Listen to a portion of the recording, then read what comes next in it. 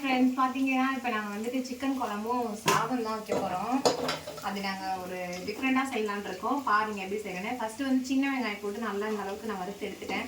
சின்ன வெங்காயம், கருவேப்பிலை, கொஞ்சோண்டு ஒரு 2 பச்சை மிளகாய் அவ்வளோதான் போட்டிருக்கேன். நான் ஃபஸ்ட்டில் வீடியோ எடுக்க மறந்துட்டேன், இப்போ தான் எடுத்துகிட்ருக்கேன்.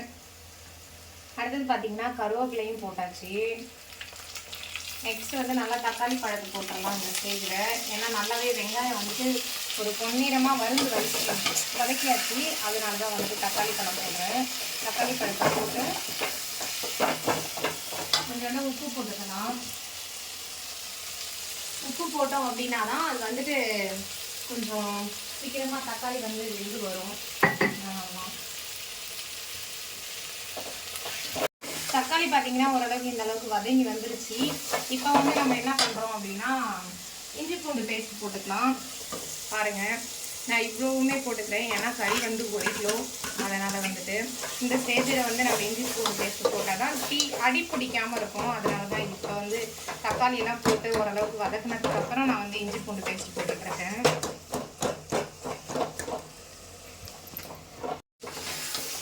பார்த்தீங்கன்னா இந்த அளவுக்கு வந்துருச்சு. நல்லாவே எண்ணெய்லாம் பிரிஞ்சு வந்துருச்சு. இந்த டைமில் வந்துட்டு நம்ம சிக்கனை போட்டுக்கலாம்.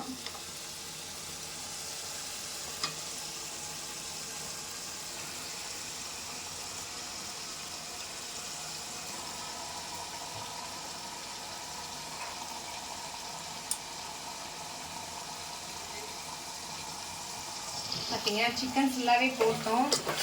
நல்லா ஒரு கிண்டி விட்டுறலாம்.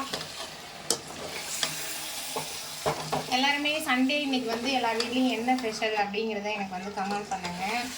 எங்கள் வீட்டில் இன்றைக்கி வந்து சிக்கன் குழம்பு சாதம் வைக்கிறோம். ஏன்னா அந்த மாதிரி சாப்பிட்டு ரொம்ப நாள் ஆச்சு. எப்போ சிக்கன் எடுத்தாலும் இட்லி இல்லைன்னா வந்துட்டு பிரியாணி இது மாதிரி தான் செஞ்சுட்டு இருந்தோம்.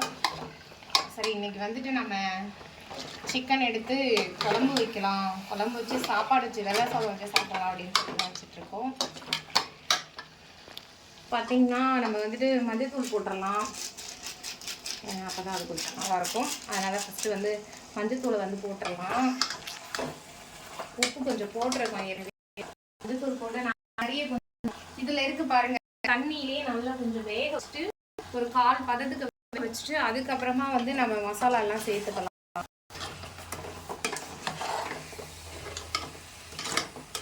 ஃபஸ்ட்டு இதுலேயே கொஞ்சம் வேகட்டும். ஒரு 1/4 பதத்துக்கு மூடி போட்டு மூடி வச்சிடலாம்.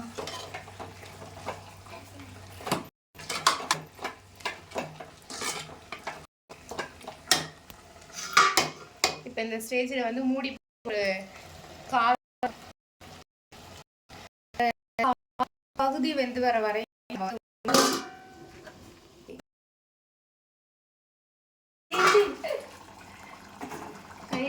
வீட்டில் வந்து சிக்கன் வந்து ஒரு 1/2 பதத்துக்கே வெந்துருச்சு.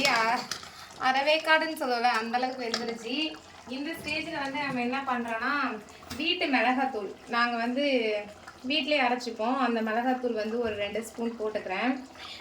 நான் வந்துட்டு எப்படி மிளகாத்தூள் அரைக்கிறேன் அப்படிங்கிற வீடியோவும் வந்து ஷார்ட்ஸில் இப்போ வந்து போட போகிறேன். ஏன்னா மிளகாய், கொத்தமல்லி எல்லாமே வாங்கி வச்சிட்டேன், காய வைக்கணும். இனிமேல் அந்த வேலையை தான் பார்க்கணும் சமைச்சி சாப்பிட்டுட்டு. இது வந்து பார்த்திங்கன்னா கரம் மசாலா கொஞ்சம் போட்டுக்கலாம். இது வந்து பார்த்திங்க அப்படின்னா சிக்கன் மசாலா. ஓகே, நான் வந்து ஃபுல்லாக அதிகமாகலாம் எதுவும் போட மாட்டேன், அவ்வளோதான். இப்போ ஏன்னா வயிற்றுக்கு ஒத்துக்காமல் போயிடுங்கிறதுனால நான் வந்து கம்மியாகவே போட்டுப்பேன்.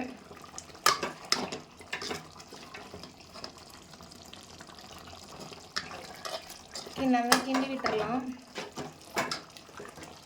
இப்போ இது வந்து பார்த்தீங்க அப்படின்னா என்ன அரைச்சி வச்சுருக்கேன் அப்படின்னு பார்த்தீங்கன்னா இதில் வந்து கொஞ்சம் வந்துட்டு பொட்டுக்கடலை, அப்புறம் பார்த்தீங்கன்னா இது வெள்ளை உளுந்து இருக்குது பாருங்கள். வெள்ளை உளுந்து, கருப்பு உளுந்து 2மே வேணாலும் போட்டுக்கலாம், தப்பு இல்லை. அது கொஞ்சம் வந்து வெங்காயம், சின்ன வெங்காயம், தக்காளி, அப்புறம் வந்துட்டு பார்த்தீங்கன்னா பூண்டு, இதெல்லாம் போட்டு நான் வந்து நல்லா வதக்கி எடுத்துட்டு இதை வந்து நல்லா வதக்கி எடுத்துட்டு நம்ம இந்த மாதிரி நல்லா வந்துட்டு ஒரு பேஸ்ட்டாக அரைக்கணும். அப்போ தான் வந்து நல்லா கொஞ்சம் குழம்பு வந்து நம்ம தடித்து வச்சாதான் கொஞ்சம் தடுப்பாக ஆகும். இல்லைன்னா வந்து கிரேவி மாதிரி ஆகிடும். நான் வந்து குழம்பா வைக்க போகிறேன், அதனால தான் வந்துட்டு இதெல்லாம் வந்து அரைச்சி வச்சுருக்கேன். அப்போ தான் சாப்பாடு போட்டு பேசணும் நமக்கு இருக்கும். பார்த்தீங்க அப்படின்னா ரெடி ஆயிடுச்சு. இது வந்து நான் அரைச்சி வச்சிட்டேன். இதில் வந்து என்ன போட்டிருக்கேன் அப்படின்னு பார்த்தீங்கன்னா வெள்ளை உளுந்து, பொட்டுக்கடலை, அப்புறம் வந்து சின்ன வெங்காயம், தக்காளி, அதுக்கப்புறம் பார்த்தீங்கன்னா பூண்டு இதான் போட்டிருக்கேன். இப்போ வந்து பார்த்தீங்க அப்படின்னா சிக்கன் நல்லாவே வெந்துருச்சு. நமக்கு நல்லா தலை கொதிக்குது. பக்கத்தில் இடிக்க முடியல, கொதிச்சு தெரிக்குது வேற. கொஞ்சம் அனலை கம்மி பண்ணிக்கலாம். இந்த ஸ்டேஜில் வந்து நல்லாவே கறி வெந்துருச்சு. இப்போ வந்து பார்த்தீங்கன்னா நம்ம வந்து அரைச்சி வச்ச பேஸ்ட்டை வந்து சேர்த்துக்கலாம்ல.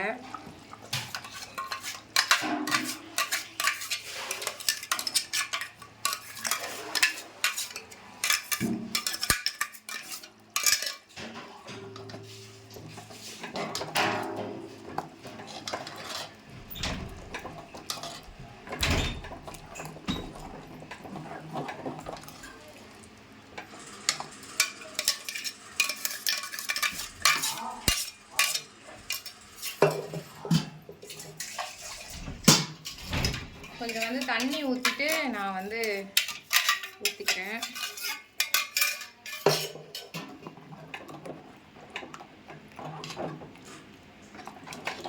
இப்போ வந்து நம்ம வச்சிருக்க குழம்பு, சிக்கன் குழம்பு வந்து டேஸ்ட் எப்படி இருக்குன்னு நம்ம வீட்டுக்கு வந்து ஒரு கெஸ்ட் வந்திருக்காங்க, அவங்க சொல்லுவாங்க.